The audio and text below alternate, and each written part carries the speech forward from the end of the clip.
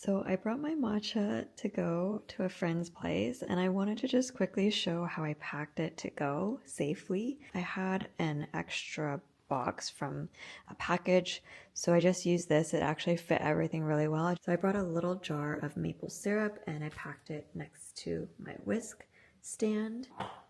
And then I have my matcha bowl here. I actually brought a cup and put my whisk and my scoop in here just to kind of keep it safe, and that worked out well. And I just had my strainer here. And then I brought matcha and hojicha. And then I have this like towel thing that I use to wipe my scooper thing and a scale. So I just wrapped it in here like that. I had saved this bubble wrap, so I thought it would be helpful, but now I feel that most of it is deflated now, so probably wouldn't use that again. But what I did was I took a clean towel, like a dish towel, hand towel, and patted the bottom. So I might use 2 layers next time just to make sure it's padded.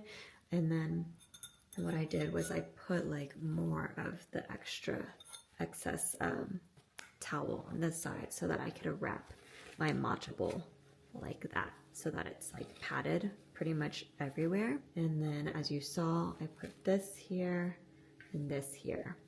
And then I put the cup here, and I don't know, obviously like just kind of play around with it, but your things might fit differently or your box might be a different size, so just try to find what you can.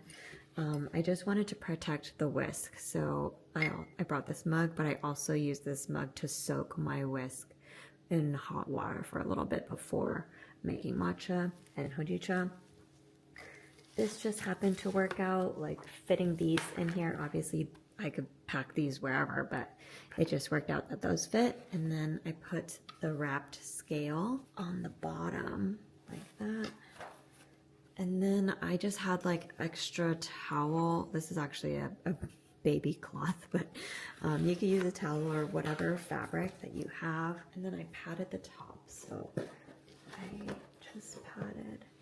I don't know if you need this much protection.